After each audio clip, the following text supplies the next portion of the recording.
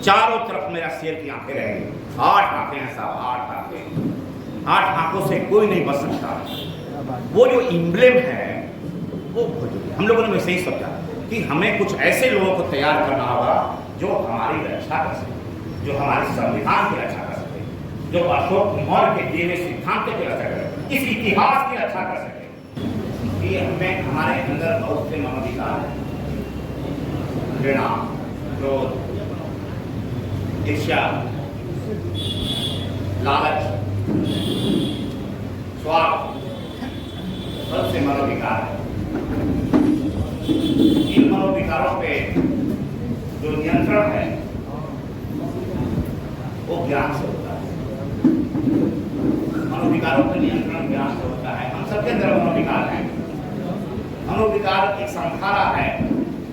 तथागत बुद्ध ने कहा कि संखारा है, आपके दिल में आते रहता है मनोविकार। तो कहते हैं कि इन संखारों पे कैसे नियंत्रित किया जाए, और जब कहते हैं कि तथागत बुद्ध को ज्ञान मिला तो सबसे पहला ज्ञान था नियंत्रण का, कि जितना भी आपके पास आपको किसी चीज से लालच हो रहा है, किसी पद से लालच हो रहा है, पैसे से लालच हो रहा है, किसी चीज की लालच हो रही है, तो उसको ज्ञान नियंत्रित कर सकता है। उसमें वो शक्ति है, बाकी किसी में शक्ति नहीं है। क्योंकि ये जो अवगुण आया है वो आपके भीतर से आया है, और जब वो अवगुण को आपको नियंत्रित करना है तो इसके लिए ज्ञान से हमें पाता है कि क्या करना है, क्या नहीं करना है, कौन सा चीज। अब जितने भी लोग हैं, जब भी इस मनोविकार के चपेट में आते हैं तो थोड़ा सोचना चाहिए और हमारी परंपरा को देखना चाहिए। ये वो लोग हैं जिसकी एक सदृढ़ परंपरा रही है। इसी मनोविकार को उन्होंने नियंत्रित किया है, बहुत तरीके से नियंत्रित किया है। और जब हम नियंत्रित करते हैं, उनके लोग हमारे आदर्श बैठे हुए हैं। एक ही टाइम खाते हैं पंडित जी लोग, 11 बजे। यानी भूख का, अतिशय भूख की जो लालच है, अतिशय खाने की लालच है, उसमें इनका नियंत्रण है। 11 बजे ही खाते हैं ना, एक बार खाते हैं दिन में, ये इसको नियंत्रित किया है।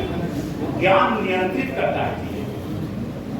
आपको जब तक ज्ञान लगा ना, आप नियंत्रित नहीं कर पाएंगे। जैसे आप तुरंत अनायास क्रोधित हुए और तुरंत लाठी लेके घर से बाहर आ गए, ज्ञान आपको नियंत्रित करेगा।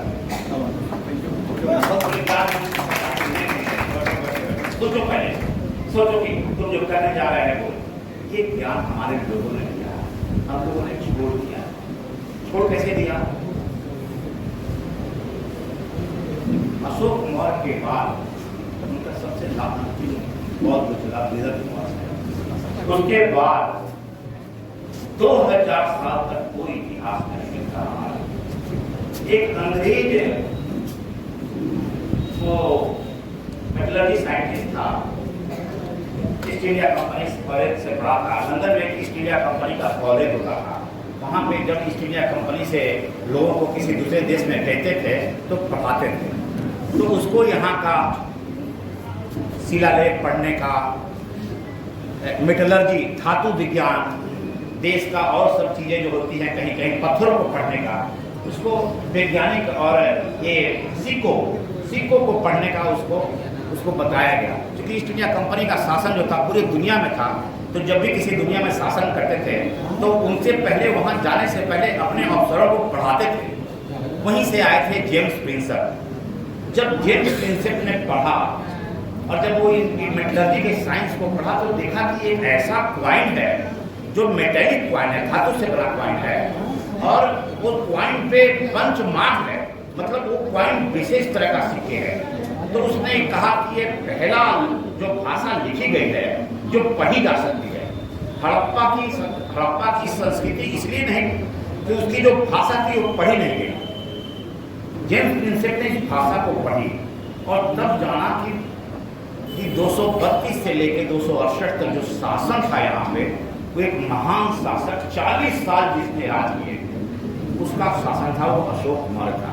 जेम्स प्रिंसेप ने 1835 में इसको बताया, और जब से 1835 में बताया, जितने कलेक्टर थे, स्मिथ बनारस का कलेक्टर था, मिस्टर स्मिथ, इसी किताब है अशोक, स्मिथ बनारस के कलेक्टर थे।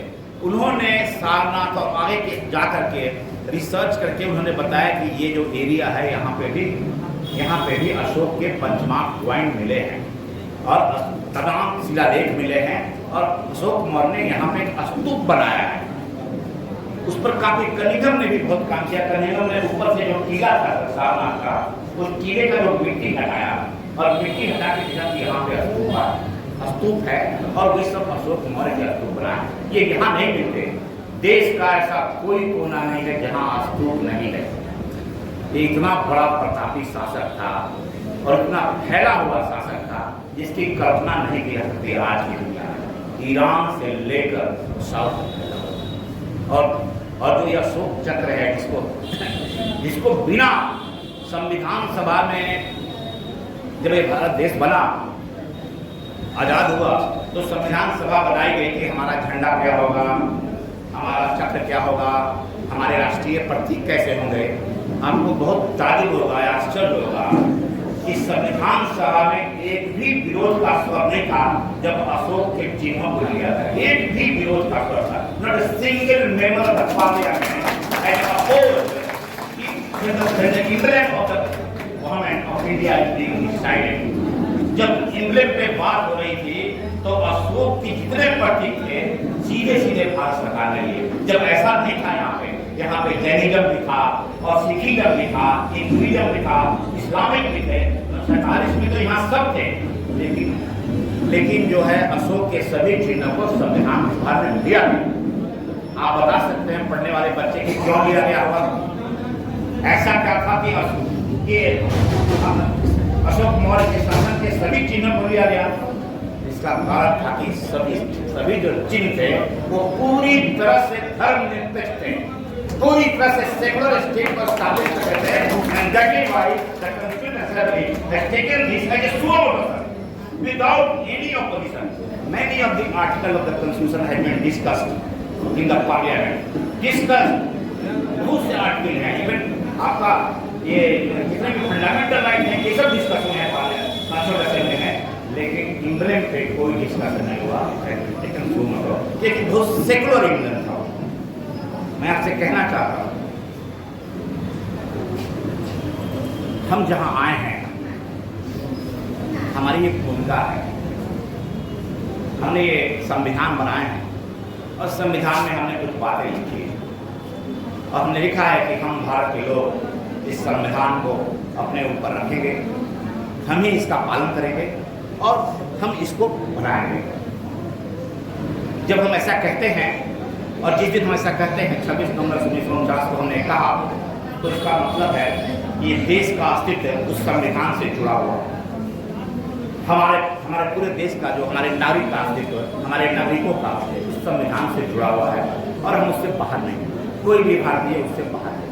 और इस संविधान की रक्षा हम अपने जीवन में करेंगे और हम जीवन पर्यंत करेंगे इस संविधान की रक्षा, क्योंकि ये हमारे लोगों ने 26 नवंबर 1949 को हमें खुद ही अंगीकृत किया, हमने खुद अडॉप्ट किया। संविधान को अडॉप्ट करने में कोई बाहरी आदमी नहीं कहा, फोर्स नहीं किया आपको, हमने खुद किया।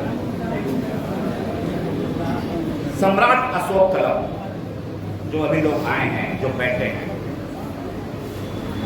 जो आपके साथ हैं अभी, जिनसे आपका परिचय हुआ, पहली बार उन्होंने बताया कि झंडोत्तोलन कैसे करना है, पहली बार बताया कि क्या प्रोटोकॉल।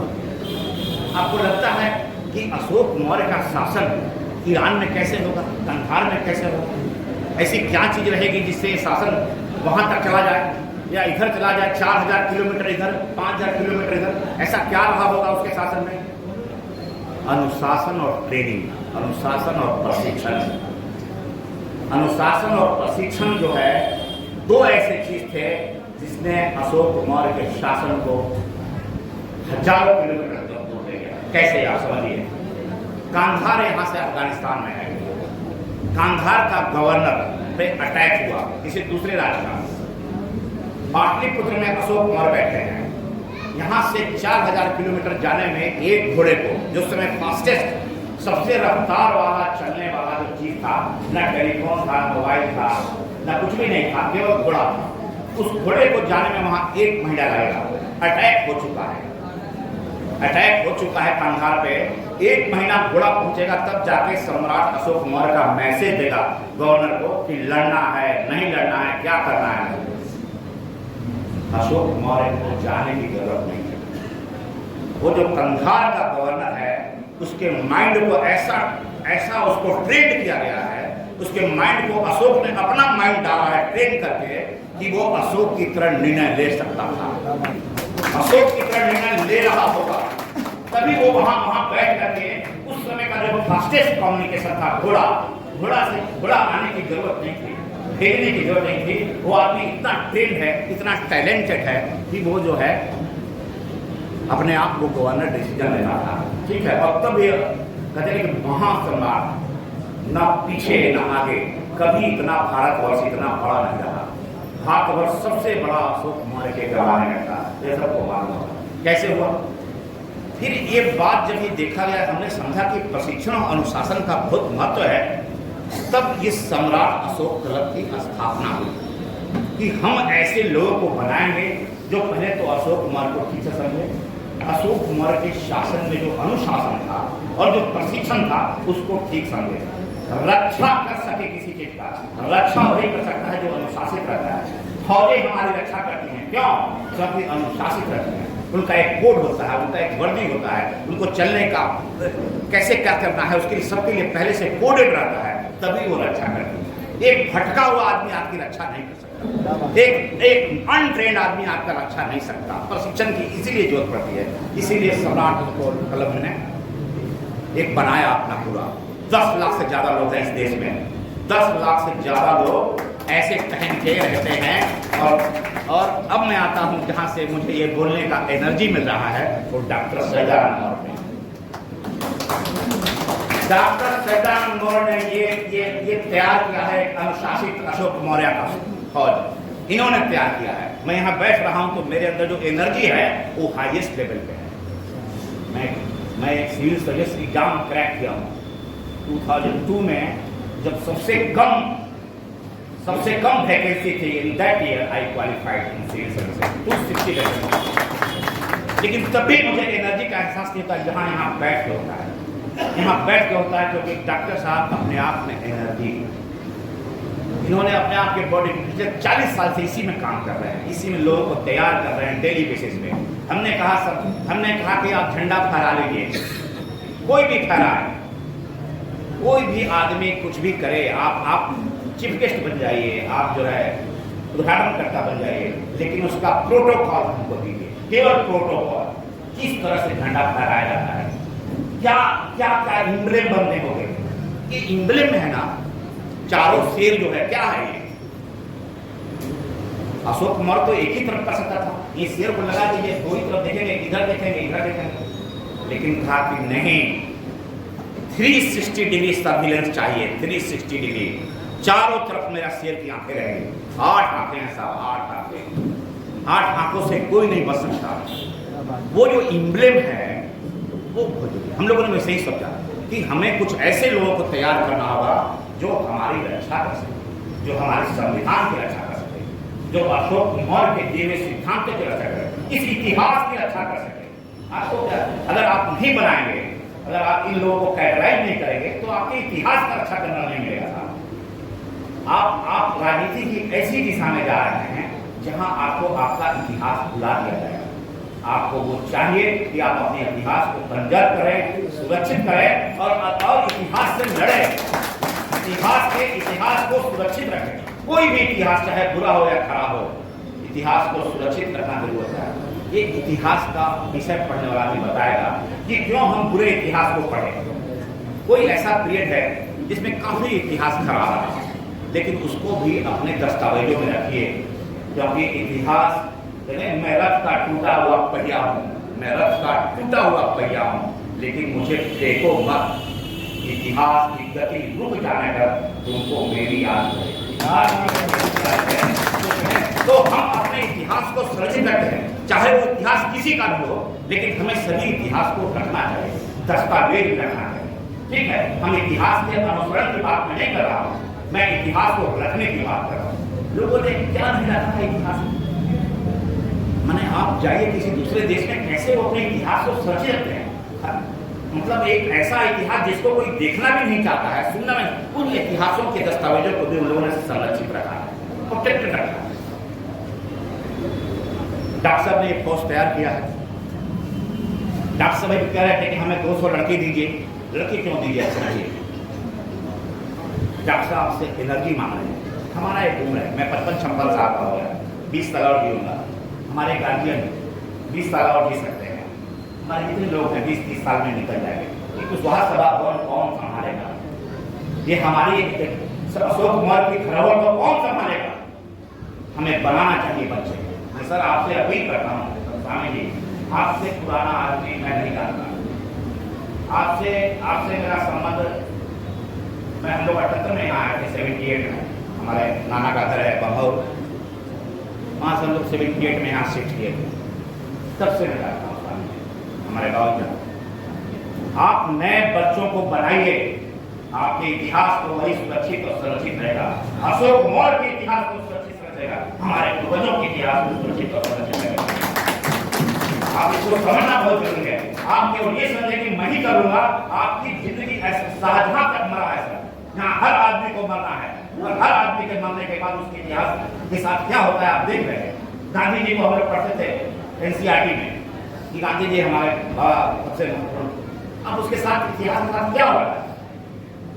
हम लोग कई इतिहास ऐसे पढ़े जो इतिहास खत्म हो रहे हैं। सर अपने बच्चों को बनाना बहुत जरूरी है। 200 आदमी मांग रहे हैं सत्यानंद जी, मैं कुशवाहा सभा भवन से अपील करूंगा कि आप 200 लड़के दीजिए, जन्म लड़के। ये देखिए इसमें कोई बूढ़ा है क्या? कोई बूढ़ा तो नहीं है यहाँ पे, कोई भी हमको लगता नहीं 50 से ऊपर का है जिन्होंने बनाया है। वो लड़की चाहिए, मैं 50 से नीचे वाले। हम लोग का समय खत्म हो रहा है सर।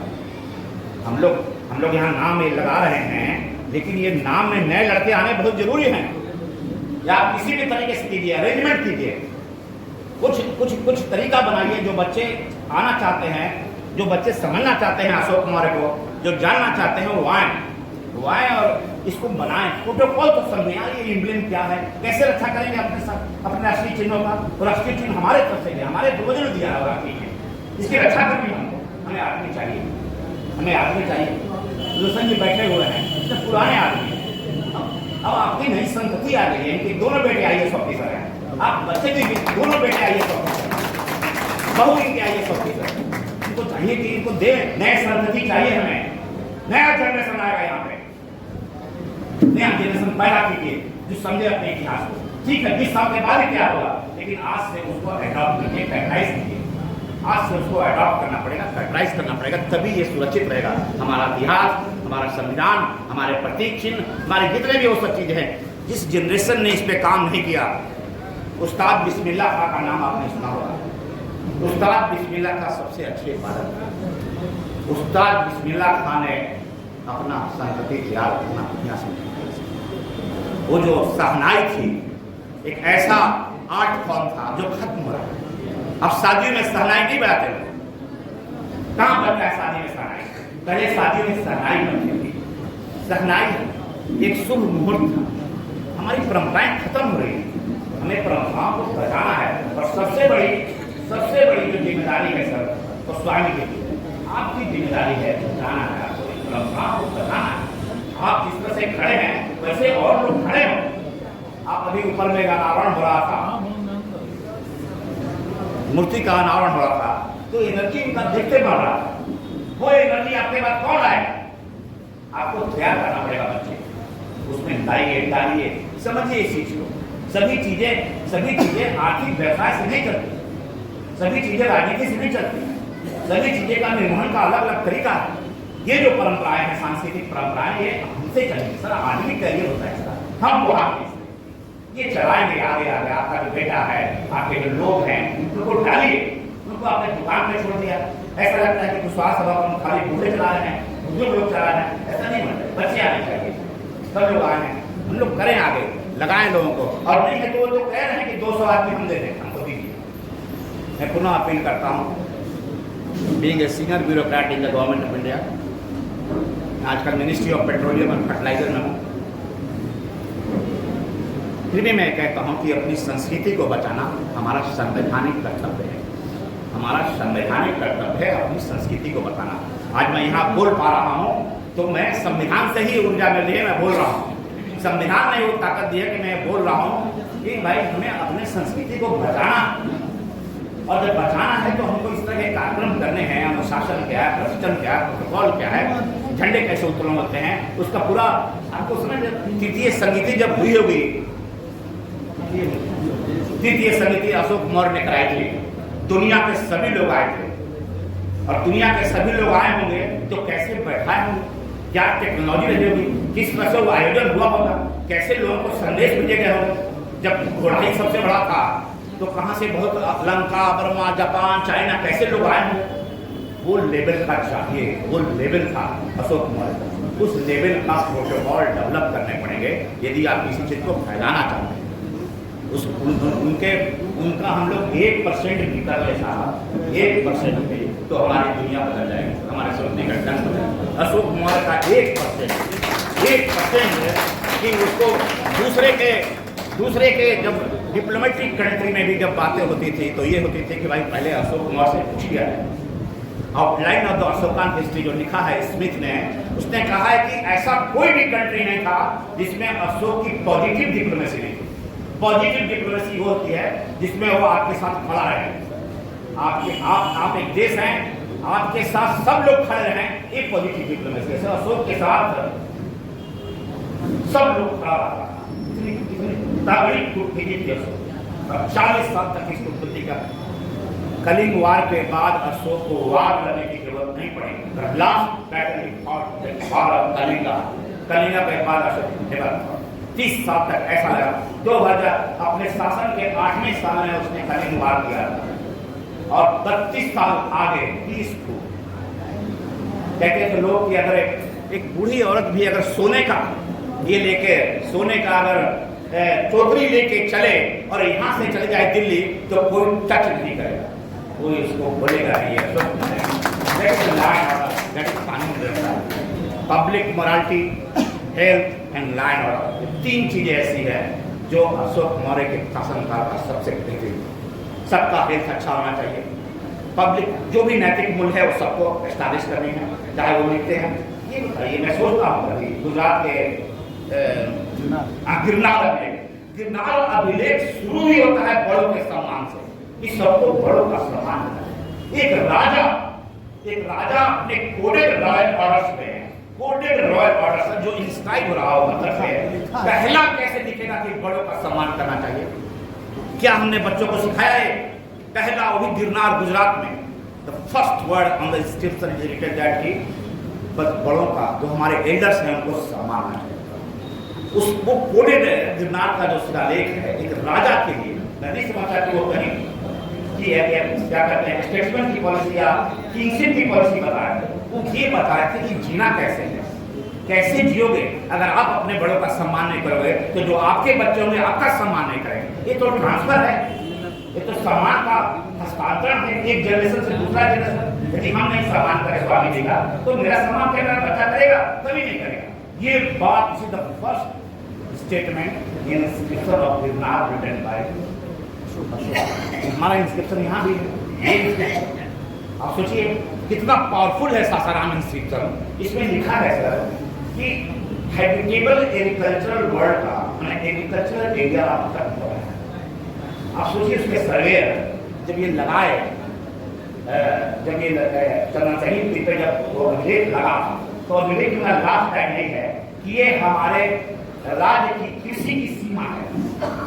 आप समझिए, मतलब मैं तो हैरान हो जाता हूँ यार कि जो चंदन शहीद पे तीर पे लगा है उसका अंतिम सेंटेंस है कि ये हमारे राज्य की कृषि की सीमा है, क्योंकि यहाँ से जो प्लेटो शुरू होता है और जो बिंजन शुरू होता है वो जाके गुजरात में खत्म होता है।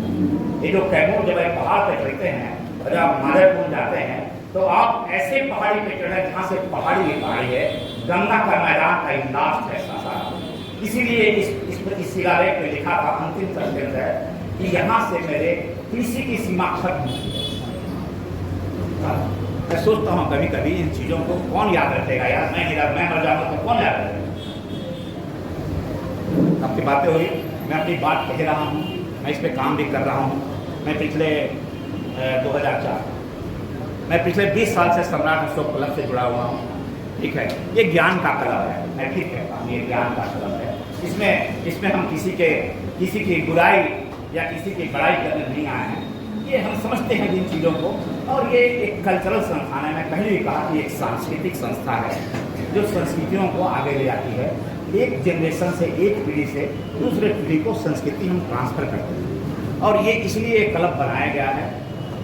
मैं शुक्रगुजार हूँ मेरे निवेदन पे, श्री कुमार जी के निवेदन पे पहली बार जो है हमारे यहाँ पूरे देश में घूमते हैं सच्चिदानंद मौर्य जी, दुनिया में कई देशों में जा चुके हैं, यही इसी चीज़ को खिलाते हैं। लेकिन हमने निवेदन किया, इन्होंने बोला हमसे कि कौन करेगा ये अनावरण हो रहा। हम कहें कि देखिए, मैं तो एक ही आदमी को जानता हूँ जो बुद्ध के सबसे बड़ा अथॉरिटी का मतलब केवल लिखना नहीं, ज्ञान नहीं, जिसने पालन करके दिखाया, जिसने उस चीज़ को फैलाया है, फैलाने के लिए काम किया है, फैलाने के लिए 1000 किलोमीटर के दायरे में 10 लाख से ज़्यादा लोगों को तैयार किया है, वो है। और अगर ये सासाराम, जहाँ सबसे बड़े अशोक के वंशज के सबसे बड़ा जगह अगर पूरे देश में कोई है, सबसे बड़ी संतानें कहीं पे हैं अशोक के वंशज के, तो सासाराम है। सब मैं बता दूँ कि इवन जब यहाँ पे 1545 में शेरशाह ने मकबरा बनाया, तो उसने जब इंस्क्राइब लिखना शुरू किया, मकबरे के अंदर जाएंगे तो लिखा है, उस समय भी यहाँ पे ये जो गांव थे कुशवाहा के गांव he was only son of landlord, लेकिन उसको मालूम था कि हमारी जो संतानें हैं ऐसे यही थे। और गौतम बुद्ध का भी रास्ता यही था सासाराम से, ये भी हो चुका है, काफ़ी इस पे काम हुआ है। अशोक कुमार खुद 2 दिन यहाँ गए थे सर, एक नंसर पहाड़ी के नीचे, और ये बहुत ऐतिहासिक धरती है सर, मैं आपको आश्वासन देता हूँ। यहाँ बहुत ज़्यादा पोटेंशियल है, यहाँ अशोक के वंशजों की सबसे अधिक संख्या है, और अशोक कुमार 2 दिन यहाँ कैंप लगाया सर, इसके नीचे ये इतिहास गवाह है। और उसी समय शिलालेख उन्होंने लिखवाया, फिर रॉयल ऑर्डर ऐसे नहीं आते सर, जहाँ जाते थे वहीं लिखते थे। मैं आप सब लोगों से अनुरोध करूँगा कि आप हमारे मेहमान का, जो कि हमारे लिए सबसे बढ़िया काम करें, हमारी संस्कृति को सबसे अधिक फैला रहे हैं, एक जोरदार ताली से स्वागत कीजिए, एक जोरदार ताली से स्वागत कीजिए। और हम इनको हर साल यहाँ बुलाना चाहते हैं, आप आएँ सर, अपने पूरे कैडर के साथ आएँ। कुशवाहा सभाभवन में अनुरोध करूँगा कि आप इनका वैसे ही स्वागत करेंगे जैसे आज स्वागत किया है, ये आगे भी आते रहेंगे, अपनी प्रेरणा देते रहेंगे। धन्यवाद, सभी को धन्यवाद।